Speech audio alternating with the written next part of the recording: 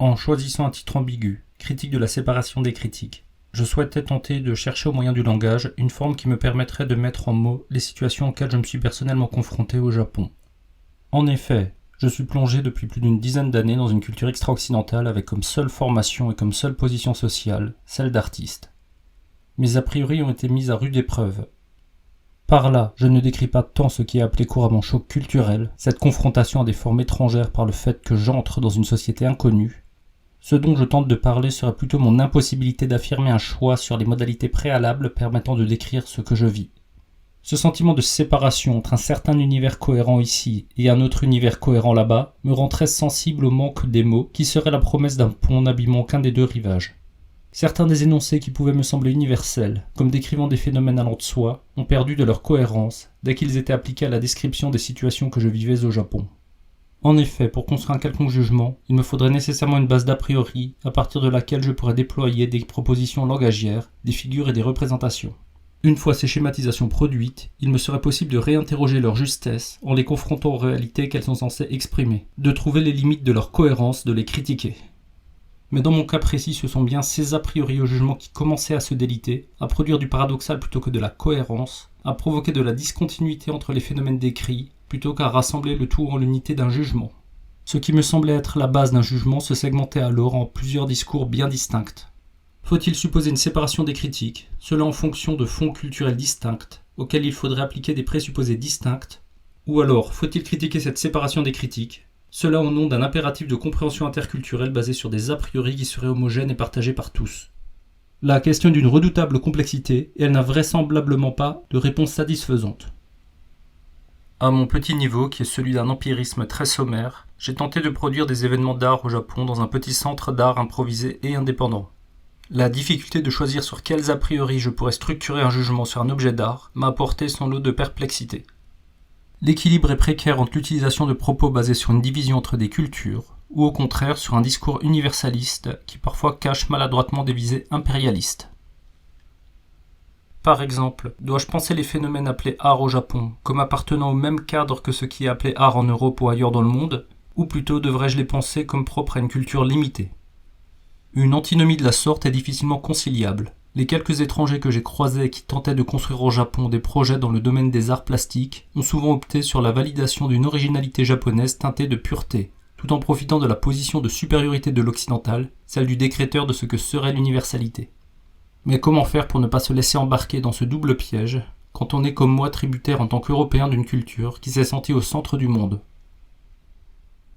Dans ma première série de vidéos, j'avais pris comme point de départ le fascinant film de Guy Debord, Critique de la séparation. Dans cette œuvre, l'auteur interrogeait à mon avis la limite entre le réel et la représentation, dans une fiction entre des mots construisant un sens propositionnel strict et un montage d'images remettant en cause la possibilité même d'une continuité au niveau de la fiction cinématographique. C'est un film prodigieux, qui se nourrit de ses limites, qui déploie les contradictions de son médium et tente de statuer sur sa légitimité propre. La confrontation entre les textes et les images, qui se télescopent les uns avec les autres, empêche la fonction spectaculaire du film, empêche la domination sur le spectateur. Il doit alors devenir actif, acteur, pour reprendre les rênes de la réalité et reconquérir ce qui lui était spolié par la machine cinématographique.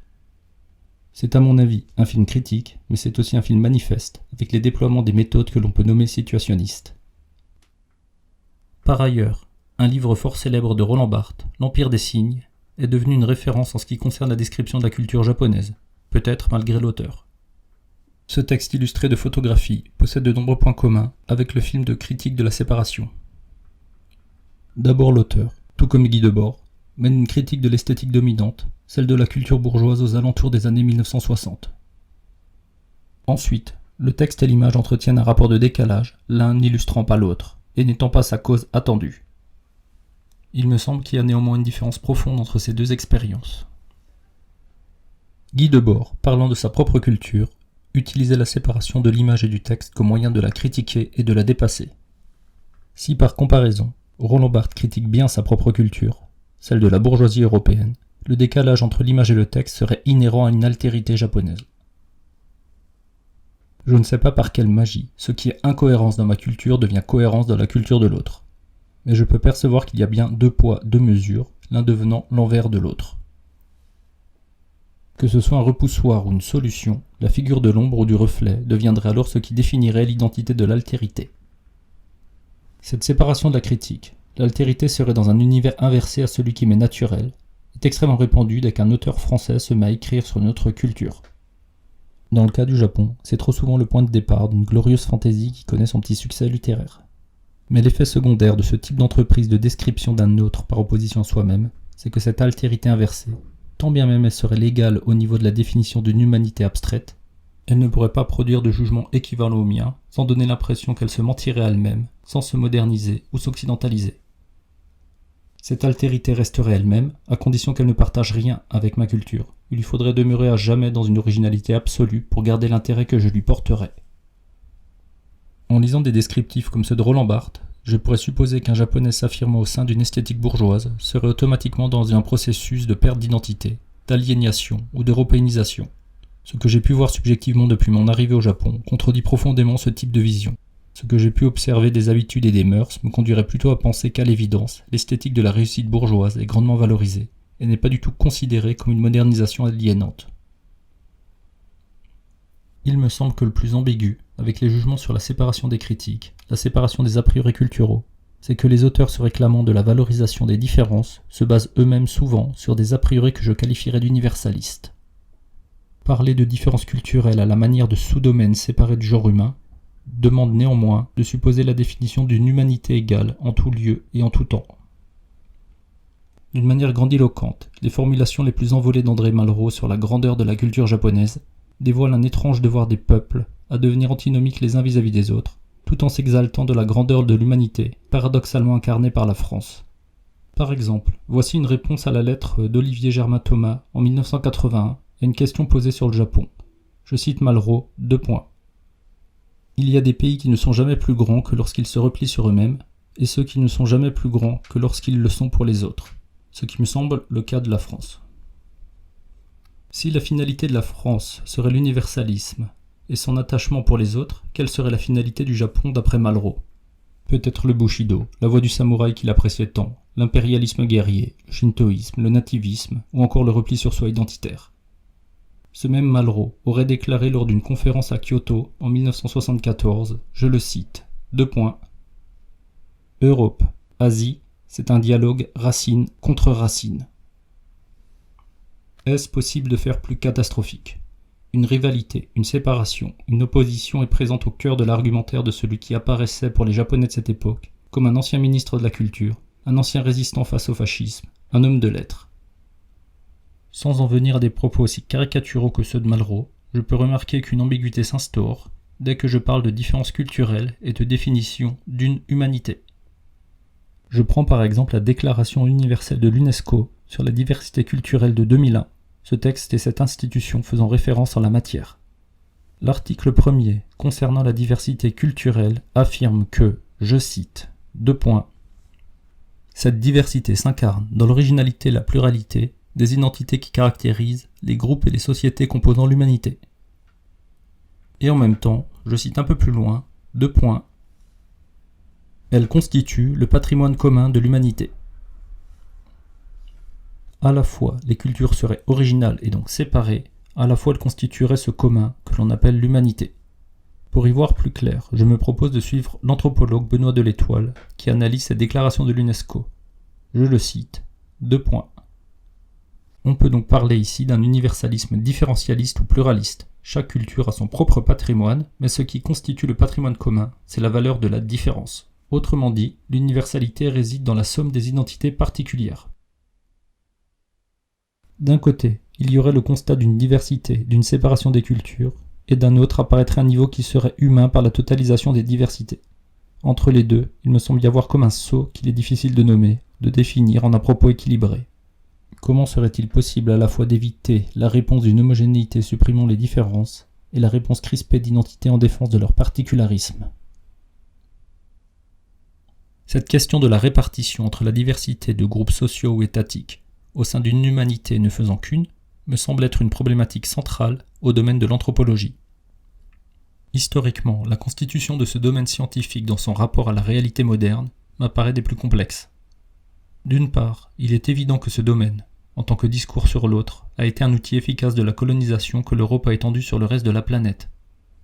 Édouard Saïd, dans Culture et impérialisme, en 1993, m'informe que, je cite, « De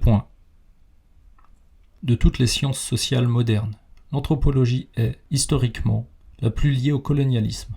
Anthropologues et ethnologues ont souvent conseillé les puissances coloniales sur les us et coutumes des peuples indigènes. Claude Lévi-Strauss le reconnaît quand il l'appelle sa discipline, la servante du colonialisme. »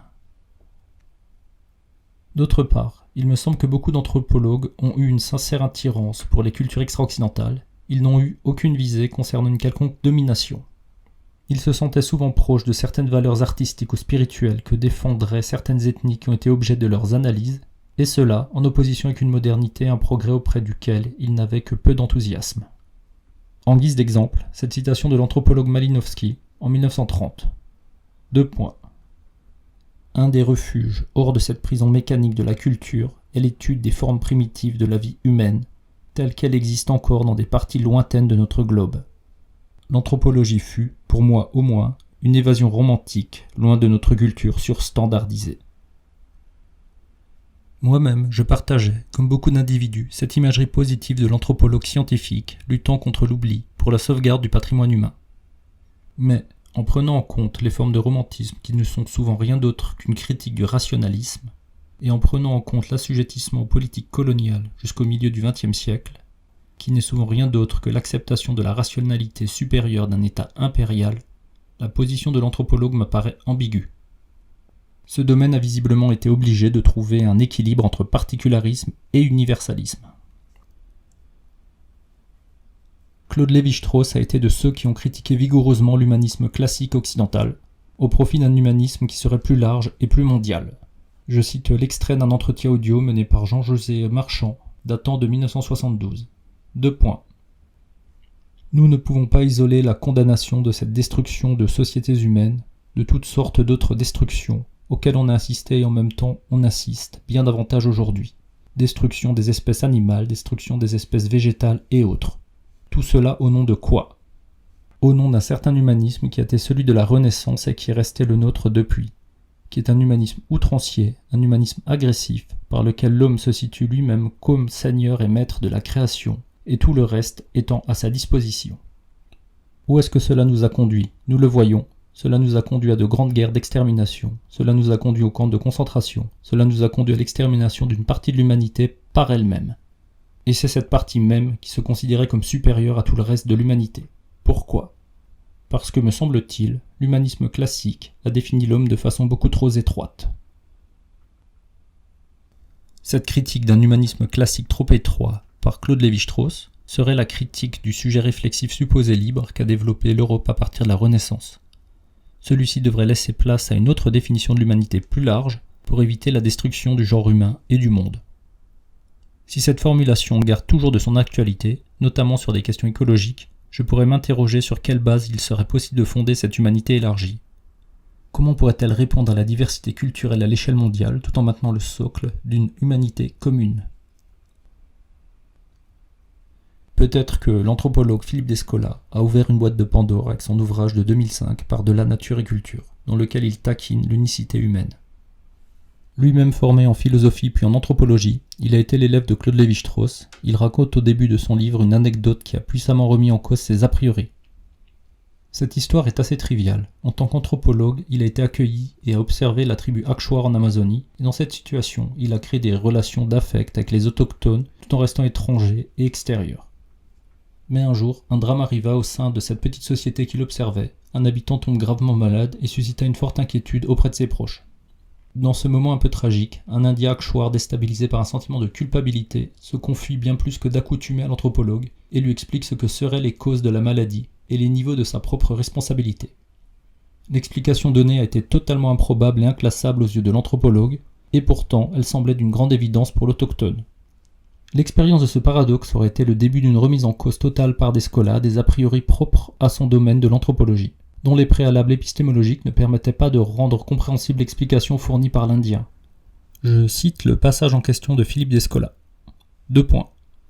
Les convictions intimes qu'un anthropologue se forge du sujet de la nature et de la vie sociale et de la condition humaine résultent souvent d'une expérience ethnographique très particularisée, acquise auprès de quelques milliers d'individus qui ont su instiller en lui des doutes si profonds quant à ce qu'il tenait auparavant comme allant de soi, que toute son énergie se déploie ensuite à les mettre en forme dans une enquête systématique. C'est ce qui s'est passé dans mon cas, au fil du temps et de maintes conversations avec les Akshouars. Quelle drôle d'expérience que celle d'être confronté personnellement à une situation particulière, déstabilisante, et d'en tirer la conclusion intime que ses propres présupposés, avec les a priori partagés habituellement au sein d'une discipline, ne permettent plus d'expliquer ce qui s'est déroulé dans la réalité et pourtant vécu comme indépassable. En ce qui me concerne, et à un niveau bien moindre évidemment, par rapport à mon domaine qui est celui de l'art, que ce soit en tant qu'artiste ou en tant qu'organisateur d'événements artistiques, j'ai souvent été face à des situations au Japon où je me suis dit que cette réalité n'aurait jamais dû se dérouler de la sorte, en tout cas en me basant sur les connaissances que j'avais jusqu'alors acquises. Je me retrouvais ainsi dans une situation dans laquelle soit mes a priori sur l'art étaient totalement faux, soit les a priori de mon interlocuteur japonais étaient puissamment décalés, soit tous les deux nous naviguions, chacun dans un monde parallèle, ne se rejoignant jamais en dehors de contresens ou de quiproquos hasardeux. Le dépassement d'une expérience d'incompréhension de ce type m'a demandé de reconsidérer les a priori d'un domaine que je croyais un minimum maîtriser. Dans mon cas, il s'agissait de reprendre l'histoire de la construction du domaine en question et de voir ce qui a pu amener des jugements et des versions si éloignées. J'en reviens à la puissante expérience vécue par Philippe Descola et décrite dans son ouvrage. Il semblerait que le résultat de cette réexploration de la constitution de son propre domaine, par l'observation de phénomènes particularisés, a amené pour lui l'expérience d'une logique de signification en dehors de l'opposition nature-culture qu'avait structurée l'Europe à partir de la Renaissance et qui serait le préalable aux sciences et donc à l'anthropologie. Ce couple nature-culture formaterait l'analyse qu'il pouvait formuler sur des groupes sociaux qui eux ne spéculent pas la relation des mots et du monde au travers du même type d'opposition. Je cite Descola. 2 points. Faire du dualisme moderne l'étalon de tous les systèmes du monde nous contraint ainsi à une sorte de cannibalisme bienveillant, une incorporation répétée de l'objectivation des non-modernes par eux-mêmes dans l'objectivation de nous-mêmes par nous-mêmes. Et surtout, suivant l'auteur, l'anthropologie dans sa logique interne poserait des difficultés à la compréhension des modèles cosmologiques ou ontologiques différents du nôtre. Je le cite. 2 points. Si un tel ethnocentrisme ne rend pas illégitime l'étude dans nos propres termes des systèmes de parenté ou des systèmes techniques, il devient un obstacle formidable à la juste compréhension des ontologies et des cosmologies dont les prémices diffèrent des nôtres. À la lecture de Par-delà nature et culture, il n'y aurait pas qu'une seule humanité stricte, mais plusieurs modalités humaines, plusieurs logiques humaines, qui d'après Descola se répartiraient en 4 fonds ontologiques clairement séparés, mais qui dans certaines circonstances pourraient entretenir des relations. En utilisant son vocabulaire, ce serait un fond naturaliste, un fond animiste, un fond analogique et un fond totémique. En ce qui concerne le propos que je mène, peu importe les détails et les définitions de chacun de ces groupes, il me suffirait de signifier que les uns ne fonctionnent pas de la même manière que les autres. Il n'y aurait pas qu'une différence de degré entre ces ontologies, mais il se pourrait bien qu'il y ait une différence profonde. En suivant cette hypothèse, utiliser un certain fond ontologique, dans le cas de l'anthropologie celui du naturalisme, pour qualifier et statuer sur les phénomènes d'un fond ontologique différent, amènerait nécessairement des jugements paradoxaux. En effet, quel que soit le décalage avec l'explication fournie par le sujet analysé, cet autochtone saisi en tant qu'objet de l'anthropologie apparaîtrait cohérent du point de vue d'un savant extérieur. Cette approche me semble permettre de reposer différemment la question de la domination de la science occidentale au travers du discours sur des ontologies qui seraient séparées. Elle permettrait d'avancer des explications sur les contresens très courants d'un fond culturel à l'autre et le décalage qu'opérerait inévitablement les solutions universalistes. Je cite Descola. 2 points. Bien des malentendus dits culturels, parfois cocasses, parfois tragiques, proviennent de ce que les divers collectifs peuplant la Terre ne comprennent pas vraiment les questions fondamentales qui font se mouvoir les autres collectifs, ou, croyant à tort y reconnaître la forme d'un problème qu'ils se posent eux-mêmes, n'hésitent pas à lui appliquer la solution qu'ils ont inventée pour leur propre compte. Certaines de ces solutions ont sans doute une vocation universelle, les droits de l'homme ou la démarche scientifique par exemple. Mais il est illusoire de penser qu'elles peuvent répondre à coup sûr à des interrogations formulées en d'autres lieux et dans d'autres contextes à propos de mystères insoupçonnés. Les dissoudre dans le bain de la raison n'effacera pas leur pertinence pour ceux que de telles interrogations préoccupent, du moins jusqu'à ce qu'ils disparaissent eux-mêmes de la scène de l'humanité avec ce dont ils se soucient. Diviser de la sorte le genre humain en plusieurs fonds ontologiquement séparés peut permettre d'expliquer des phénomènes d'incompréhension entre les groupes d'individus, mais la méthode n'est pas sans poser de nombreux effets secondaires. Tout d'abord, ces fonds ontologiques seraient ainsi la base d'a priori formels qui permettrait à des jugements de se produire. Donc d'une certaine manière, en reprenant ma terminologie, il n'y aurait pas qu'une seule critique de la séparation entre les mots et les choses, mais bien 4 critiques de la séparation.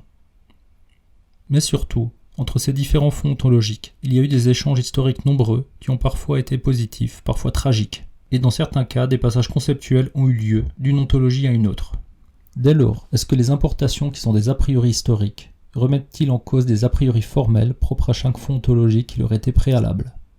Ou alors, est-ce qu'avec les importations et les traductions entre ces fonds ontologiques séparés, les mots perdraient de leur cohérence initiale, tout en reconstruisant une autre signification? Je dois bien avouer que la manière dont Philippe Descola ouvre de nouvelles pistes est plutôt fascinante, tout en soupçonnant que des complexités ne pourront qu'advenir. Il y a peut-être des outils dans son livre qui me permettraient de saisir un peu mieux le monde multiple dans lequel je baigne. De penser que la mondialisation, la modernisation n'est pas que l'occidentalisation forcée du monde, et qu'en réalité, il existerait une possibilité de saisir certaines raisons des contradictions auxquelles je me confronte. Cela au prix d'une séparation en plusieurs logiques de signification, ou au contraire, au prix d'une critique de cette même séparation.